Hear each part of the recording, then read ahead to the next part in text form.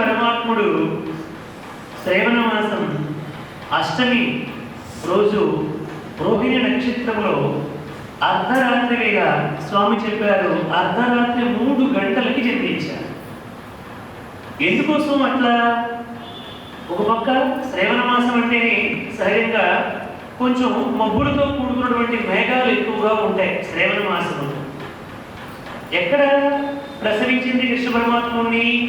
కంసుడు కారాగృహంలో బంధింపజేశాడు. అంటే ఒక జైలులో బంధింపజేసి వాళ్ళని బిడ్డల్లో కనమని చెప్పి ఆ బిడ్డలు నేను చంపుతానన్నాడు. చంపడానికి బిడ్డలు కనమని చెప్పాడు. ఎందుకోసం?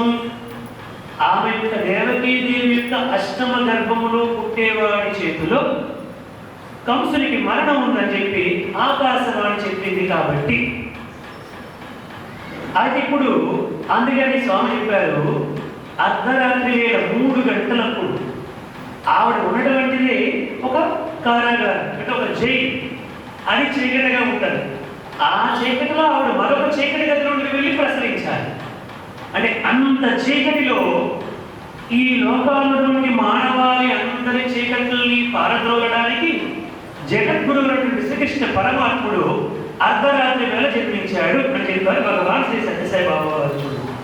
మనందరం కూడా ఎక్కడున్నాము? అజ్ఞానమైనటువంటి చీకటిలో ఉన్నాము.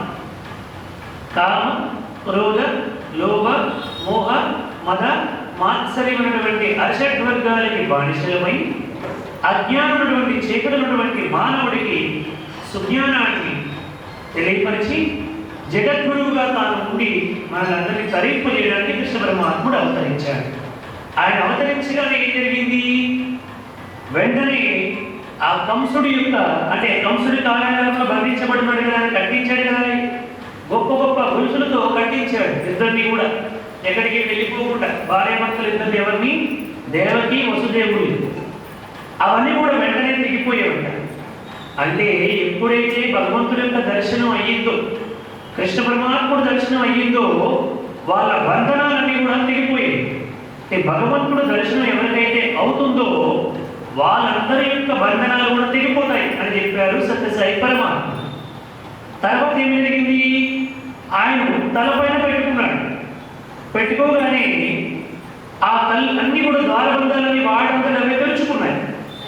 భగవంతుని ఎవరైతే తలపైన పెట్టుకుంటారో, హృదయములు నిక్షిప్తము చేసుకుంటారో, వారిని ప్రపంచంలో మంచి మార్గాలన్నీ, మంచి దారి అంతా కూడా వాటంతా అవి తెరుచుకుని ఆ మంచి దారి ఏర్పడుతుంది అని చెప్పారు సత్యసాయి పరమాత్మ.